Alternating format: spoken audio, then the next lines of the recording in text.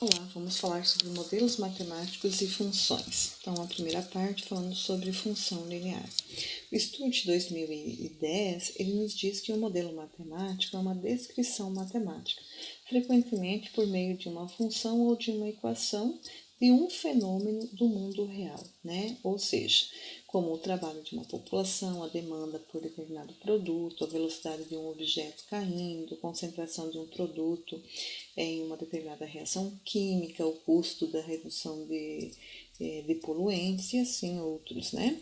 E o propósito desse modelo é entender o fenômeno e talvez fazer previsões sobre o comportamento no futuro, né?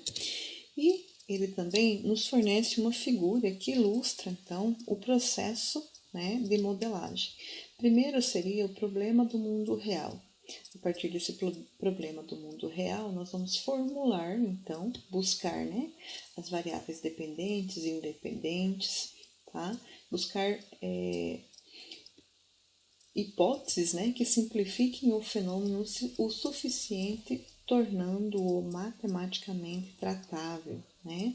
E usamos todo o nosso conhecimento da situação física, assim como recursos matemáticos, para obter equações que relacionem essas variáveis. E ainda, né, podemos estar utilizando coleta de dados na biblioteca, na internet, né, a partir de experiências próprias, até examinar, né, tabelas e perceber padrões, né, nos dados, né? E dessas representações numéricas em uma função, podemos obter também uma representação gráfica. Podemos analisar esse gráfico, né? E até sugerir uma fórmula algébrica apropriada para cada caso, certo? Então, ele nos diz que, a partir do problema real, vou formular um modelo matemático. Esse modelo matemático será resolvido. Podemos fazer conclusões matemáticas, interpretar essas conclusões e fazer previsões sobre o mundo real, certo? Ele ainda diz que um modelo matemático nunca é uma representação completamente precisa de uma situação física.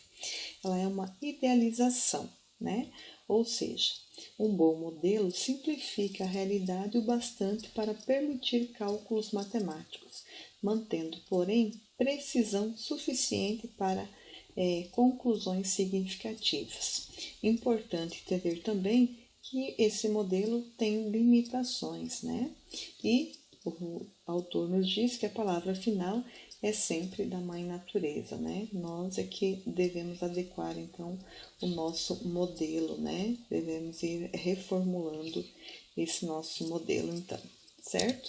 E aí, sobre os modelos lineares, o autor diz que quando dizemos que y é uma função linear de x, queremos dizer que o gráfico da função é uma reta, né? E assim podemos usar a forma de inclinação e intersecção da equação de uma reta para escrever uma fórmula para essa função, ou seja, nós podemos escrever assim: y vai ser igual a f de x, né, um ou outro, igual ao coeficiente de variação vezes x mais o ponto de intersecção com o eixo y, certo?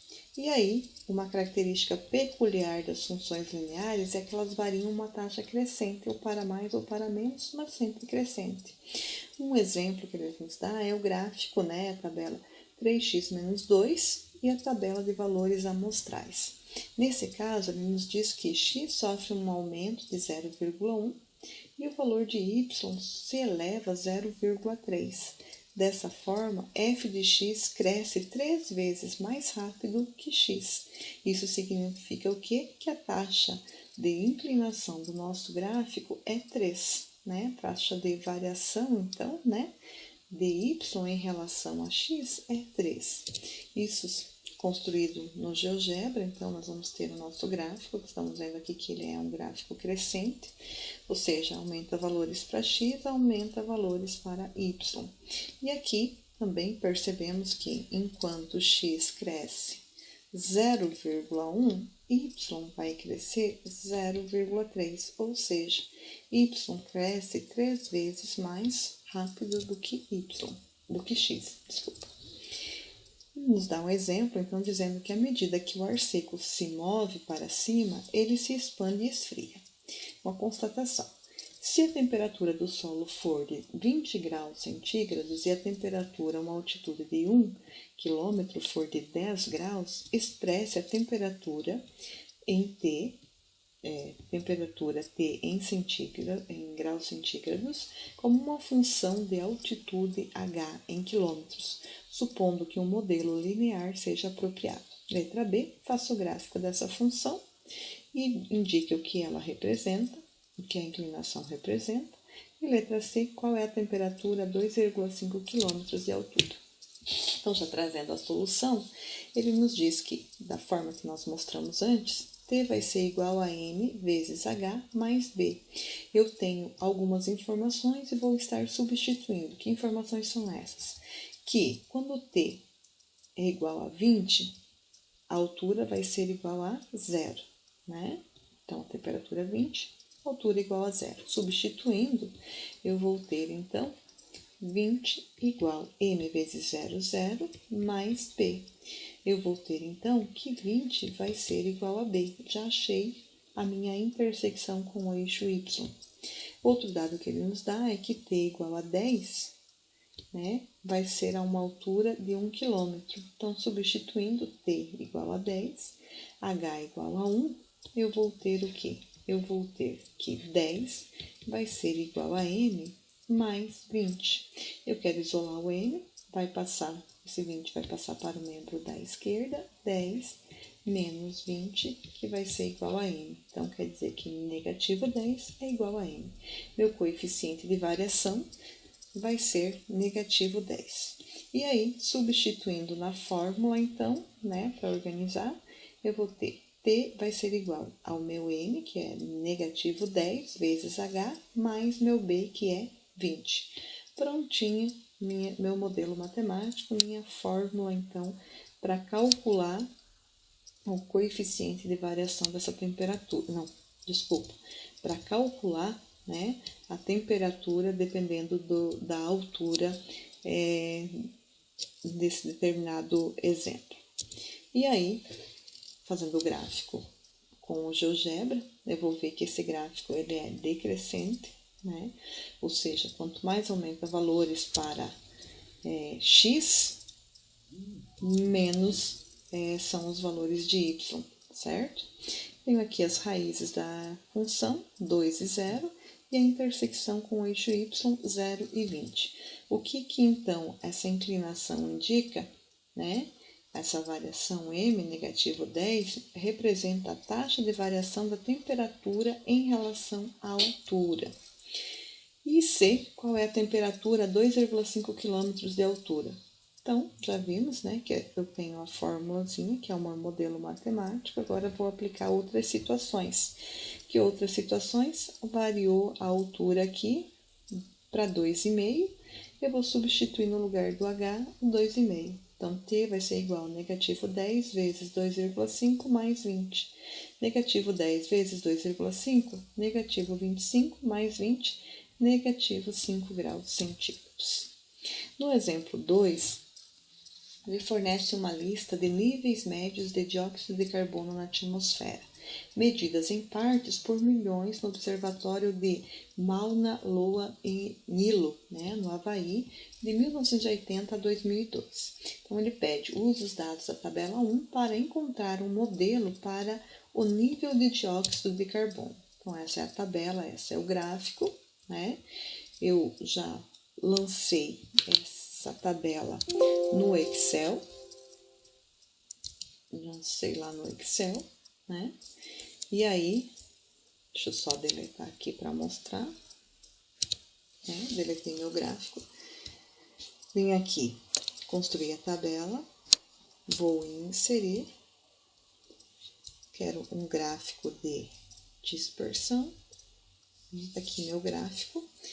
Posso ainda ver qual é a tendência, né, desse gráfico, então eu vou inserir uma linha de tendência, tá? Essa linha de tendência ele já me sugere que seja linear, e aí eu posso ainda buscar mais opções e eu vou lá e vou pedir... Opa!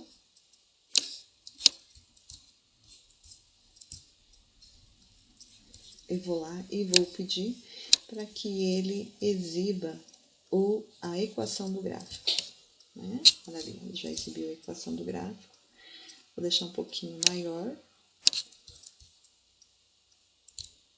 E aí a gente vai ver então que ela se aproxima com o que nós já tínhamos encontrado, né? Se aproxima do que a gente já tinha encontrado, um pouquinho aproximado, né? Do que nós já tínhamos encontrado, certo? Voltando lá então para o nosso slide, ele vai dizer que se nós observarmos, né? Os pontos estão muito próximos de uma reta, como a gente já confirmou lá pelo gráfico. Dessa forma, é natural que escolhamos um modelo linear nesse caso. Porém, há inúmeras possibilidades de reta para aproximar esses pontos. Qual deveríamos usar? Então, a gente sabe que uma reta pode ser constituída, né, a partir de 2 pontos, tá? Do gráfico, vemos que uma possibilidade é a reta que passa pelo primeiro e pelo último ponto. E a inclinação dessa reta, qual que vai ser então, né? Pensando isso, primeira coisa que nós precisamos fazer, se eu quero então que esse modelo seja um modelo linear, ou seja, do tipo f de x igual a coeficiente de variação vezes x mais b, eu preciso encontrar primeiro o meu coeficiente de variação. Como? Então, eu vou pegar os pontos, né? Calculando o meu coeficiente de variação, pode ser calculado a partir de y menos y0, dividido por x menos x0. Ou seja, o último ponto de y menos o primeiro, o último ponto de x menos o primeiro, que é o que nós temos na tabela aqui. Para y, né, o primeiro ponto 338,7 e o último ponto 372,9. Vou pegar o último ponto de y menos o primeiro, certo? Então, vou ter como base esses 2 pontos aqui. Por esses 2 pontos aqui, sim, eu consigo traçar, então, uma reta, certo? E aí, calculando o meu coeficiente de variação, né? O y final menos o y inicial, 34,2, o x final menos o x inicial, que vai dar 22. Essa divisão dá aproximadamente 1,5545. E aí, eu vou pensar assim, tá, mas o meu C vai ser, então, o primeiro ponto, né? E aqui estou falando de y, né? Então, eu posso construir a minha equação a partir de y menos y0, que vai ser igual a meu coeficiente de variação, que multiplica, menos o x, aqui é vezes, né? Que multiplica o meu x final menos meu x inicial, né? Desta forma aqui, eu posso estar trabalhando com o meu coeficiente angular, então, né? E aí, quem que é meu y final? Eu não sei, estou chamando de C. Meu y inicial, a gente já viu que é 338,7. Coeficiente de variação, acabamos de encontrar 1,5545, que multiplica o meu t final, eu não sei, pode ser 2010, 2020, 2030, 2050, menos meu x inicial, certo? Só vou organizar aqui, o que eu vou ter que fazer? Eu vou multiplicar esse 1,5545 por t e por menos 1980, né? E aí, eu vou, então, passar esse negativo 338 que está diminuindo para o membro da direita, né? Isolando o C. E aí, eu tenho, então, a minha formulazinha, né? Para calcular a taxa, então, de gás carbônico, né? Certo? A variação de gás carbônico. Construindo o meu gráfico no GeoGebra, né? Peguei alguns dados, né? Não marquei os pontos, só pedi os pontos especiais. E aí, o nosso modelo ele dá valores mais altos do que os níveis de CO2. O modelo linear melhor seria obtido por meio de um procedimento da estatística chamado regressão linear. Então, aqui, uma outra ferramentazinha que eu posso estar utilizando. Mesmo que eu não lembre o que é regressão linear, eu quero tentar aproximar esses dados, porque os dados estão variando, eu vou usar então, um procedimento da estatística que é a regressão linear. Se eu não sei calcular essa regressão linear, eu tenho ferramentas que vão me auxiliar. Uma ferramenta é o GeoGebra, né? Ou também uma calculadora gráfica, onde eu posso estar inserindo, então, os dados da tabela no editor de dados e escolhendo os comandos, o comando de regressão linear. A máquina da inclinação e a intersecção com o eixo Y da reta de regressão como m igual a 1,65429, veja que já alterou aqui um pouquinho, e b vai ser igual a negativo 2938,07, né? Também alterou um pouquinho. Assim, o modelo, então, ele ficaria C igual a 1,65429 t menos 2.938,07, né? Então, da onde que saiu essa regressão aí que a gente tá falando, essa regressão linear? Então, deixa eu só manter aqui. Eu venho aqui para o GeoGebra, né? Venho em exibir, né? Desculpa, exibir. Vou pedir uma planilha. Tá? Já abriu aqui, ó. Vou lá no Excel para não digitar de novo, vou copiar essa planilha, né? Vou copiar ela, levo para o GeoGebra, colo, Ctrl V, vou selecionar esses dados, venho no gráficozinho aqui, e ele vai me pedir qual análise que eu quero. Eu quero uma análise bivariada. Uma bivariação de dados, né? Eu venho aqui, modelo de regressão, e eu vou buscar regressão linear. E já vai aparecer a formulazinha aqui, vai fazer todo o cálculo estatístico e já vai me dar os valores, então, para M e para B, certo? Ou seja, o coeficiente de variação e o coeficiente aqui, que é a intersecção com o eixo Y. Certo? E aí a gente já vê que é aquela formulazinha que se aproxima com a que a gente está utilizando, né? Aqui só arredondou, ela é 429, né? Ele arredondou uma casa antes, né? E aqui ele arredondou até 0,7, certo? Então, daqui que saiu o cálculo da regressão linear. Voltando lá para o nosso slide para finalizar. Opa, F5. Voltando para finalizar,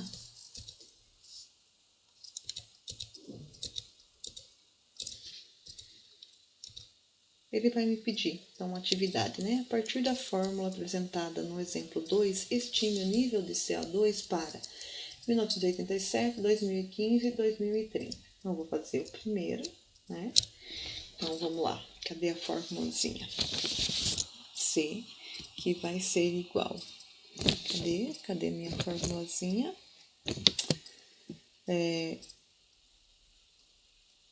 1,65429